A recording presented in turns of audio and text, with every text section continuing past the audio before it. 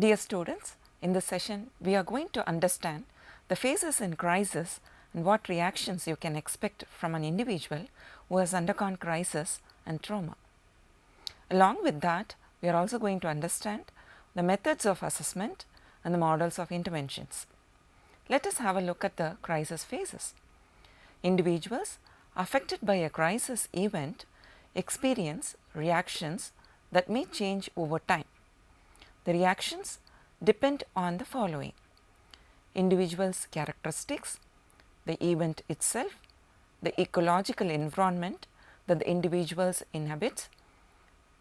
Researchers such as Herman in 1997 and Yasin and Harvey in 1998 have identified three phases. They are acute phase, outward adjustment phase, integration phase. However, these phases show a cyclical progression. The reactions in the acute phase include overwhelming anxiety, despair, hopelessness, guilt, intense fear, grief, confusion, panic, disorientation, numbness, shock, sense of disbelief. The victim may also appear incoherent, disorganized, agitated and volatile.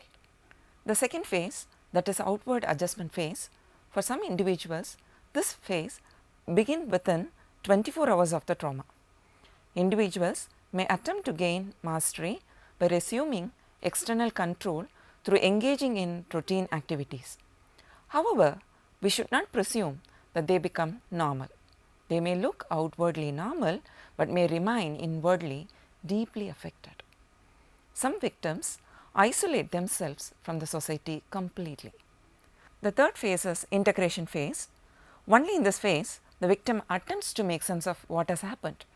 An important task of this phase is to resolve the sense of blame and guilt. As mentioned earlier, the victims will cycle and recycle through these phases as they attempt to come to terms with their trauma. We have come to the important part of the session, which is models of crisis assessment and interventions. There are three primary methods of assessment. They are standardized inventories, general personality test, client interview. This is the most commonly used method. I would like to discuss here about three models which are widely used in the world for providing interventions for trauma and stress. They are Gilliland's 6-step model given by James and Gilliland in 2005, Triage assessment system given by Meyer in 2001, 7-stage model of crisis intervention by Roberts in 1990. The first model that we are going to discuss is Gilliland's 6-step model.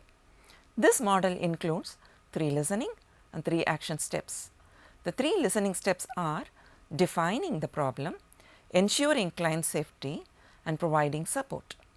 In these steps, the therapist is expected to be attending, observing, understanding, responding with empathy, show respect and genuineness, acceptance and non-judgmental caring. The 3 action steps are examining alternatives, making plans and obtaining commitments. In these steps, the therapist is expected to be non-directive and collaborative. The second model is Triage assessment system that is developed by Meyer in 2001. The author posits that the therapist needs to assess the crisis reactions in 3 domains which capture the complexity of the crisis. The domains are: first, affective reactions, which include anger, hostility, anxiety, fear, sadness and melancholy. Second, cognitive reactions, which include transgression, threat and loss. Third, behavioral reactions, which include approach and avoidance, immobility and maladaptive or constructive reaction. Meyer also describes 4 life dimensions that could be affected by crisis, namely physical, psychological, social, moral or spiritual domain. The third model is 7-stage model developed by Roberts in 1990. This is also called as ACT model because A stands for assessment, C for crisis interventions and T for trauma treatment. The 7 stages are: plan and conduct a thorough biopsychosocial and crisis assessment.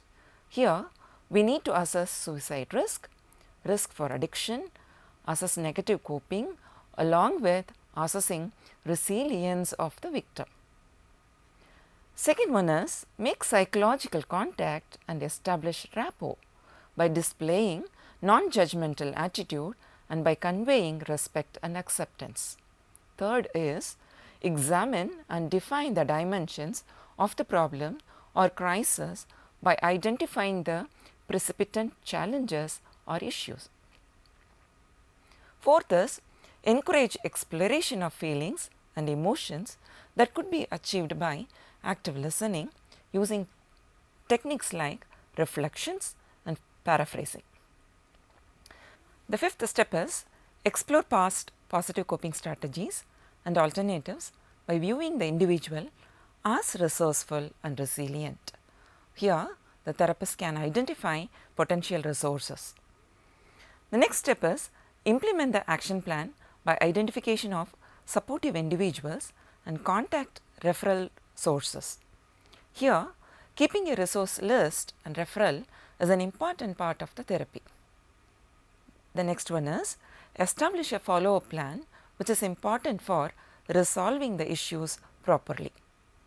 Having seen the different models, now we have some idea about the integration of the models for future practice, for which we need to keep certain guidelines in our mind, because every crisis is different, but all crises require immediate intervention to reduce the reactions. If we follow the principles, it would help the individual to restore his or her functioning to the pre-crisis level. The guidelines suggested by Shapiro and Koocher in 1996 are making an accurate assessment, ability to think quickly and creatively, responder must be able to stay calm and collected, crisis intervention is always short term, so establish specific goals, crisis intervention is not process oriented but action oriented, the therapist should act like a catalyst for the client. Dear students, having seen the phases, reactions in each phase and the intervention models, let us keep those guidelines in our mind to work towards helping our fellow human beings to resolve the crisis. I would like to end the session with a quote from the Bhagavad Gita. The happiness which comes from long practice, which leads to the end of suffering, which at first is like poison, but at last like nectar. This kind of happiness arises from the serenity of one's own mind. Thank you.